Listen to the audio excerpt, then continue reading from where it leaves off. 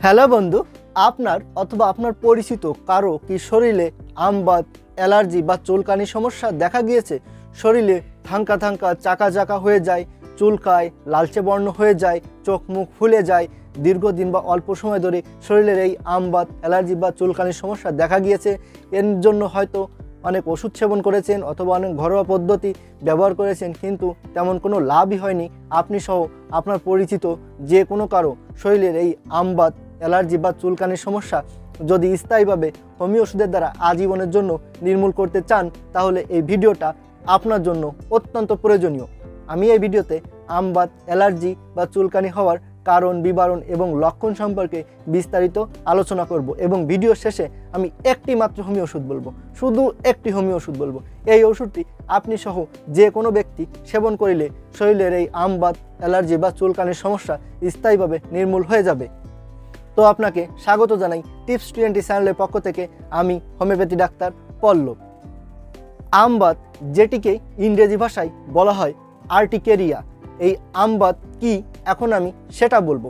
আমাদের শরীরে যে হিউম্যান সিস্টেম রয়েছে, এই সিস্টেম শরীরের অ্যালার্জির সঙ্গে ইনফেকশন হয়ে তার প্রতিফলন চর্মের বহিরংশে প্রকাশ পায়। চামড়ার উপর অংশে থাঙ্কা থাঙ্কা হয়ে যায়, চুলকায়, জ্বালা করে, লালচে বর্ণ হয়ে যায়, ফুলে যায়। এটিকেই সাধারণত আমবাত বলা হয়ে থাকে।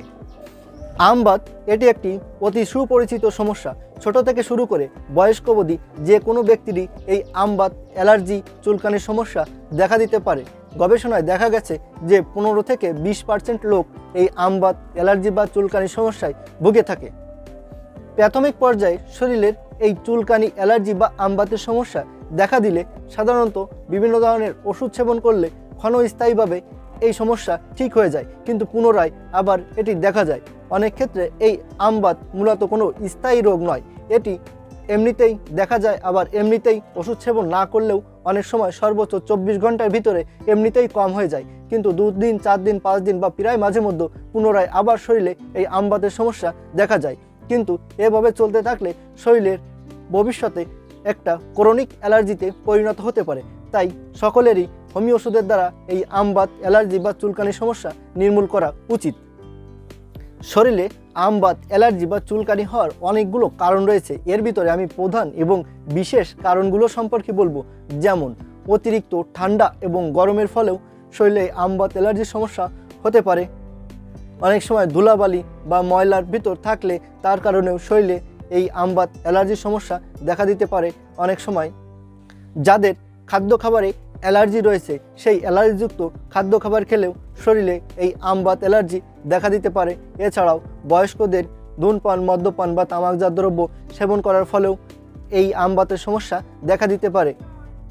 এছাড়াও ডায়াবেটিস, থাইরয়েড বা হরমোনের সমস্যার কারণেও শরীরে আমবাতের সমস্যা দেখা দিতে পারে। তাছাড়াও অনেক ক্ষেত্রে বংশগত কারণেও শিশুদের এই আমবাতের সমস্যা দেখা দিতে পারে। অনেক সময় প্রাপ্তবয়স্কদেরও বংশগত কারণেও এই আমবাতের সমস্যা দেখা দিতে পারে। যাদের শরীরে অতিরিক্ত মাত্রায় অ্যালার্জির সমস্যা, তাদের এই আমবাতের সমস্যা প্রায় মাঝে মধ্যে দেখা যায়।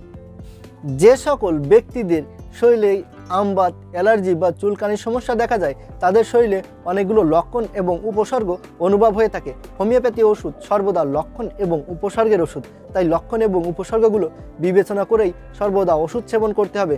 তো আমি এখানে যে লক্ষণ এবং যে উপসর্গগুলো বলবো, এগুলো একটু খেয়াল করে শুনবেন। তো লক্ষণগুলো হচ্ছে, যেমন হঠাৎ করেই চোখ, মুখ, শরীর ফুলে যায়, শরীরে চাকা চাকা, থাঙ্কা থাঙ্কা হয়ে যায়, লালচে বর্ণ হয়ে যায়, শরীর অত্যন্ত চুলকায়, জ্বালাপোড়া করে।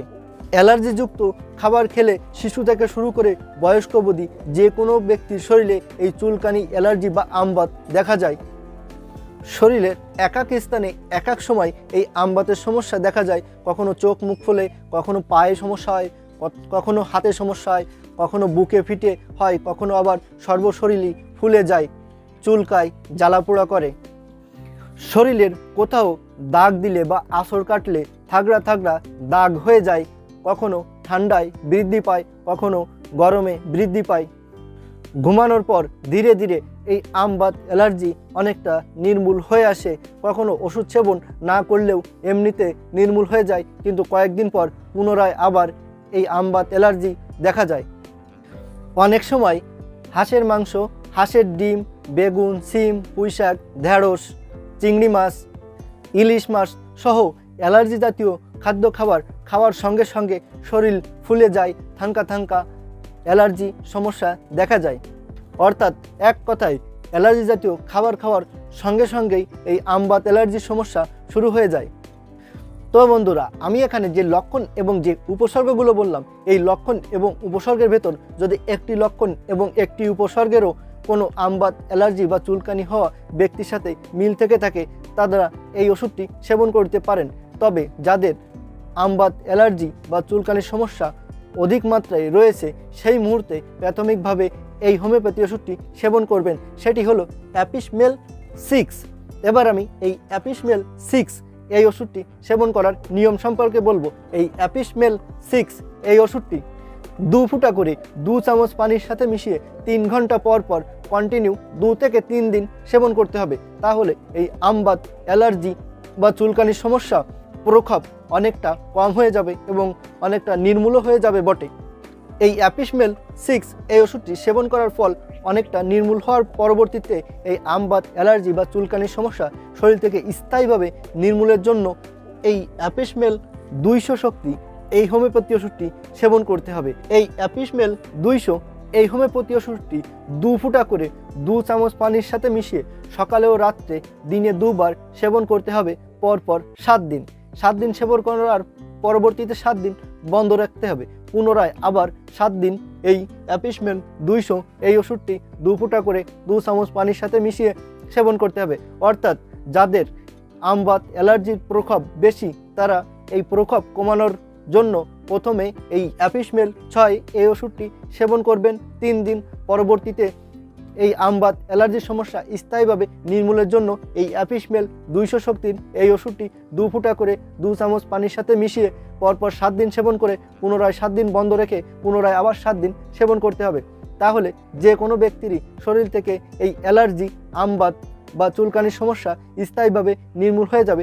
তবে এই অ্যাপিসমেল 200 শক্তির এই হোমিওপ্যাথি ওষুধটি কন্টিনিউ 1 থেকে 1.5 মাস এই নিয়মে সেবন করে যেতে হবে। এই অ্যাপিসমেল ওষুধটি সেবন করাকালীন সময়ে অবশ্যই পেঁয়াজ খাওয়া থেকে বিরত থাকতে হবে। আর এই ওষুধটি অবশ্যই আপনার নিকটের কোনো হোমিওপ্যাথি দোকান থেকে ভালো কোনো কোম্পানির ওষুধ কিনে নেবেন।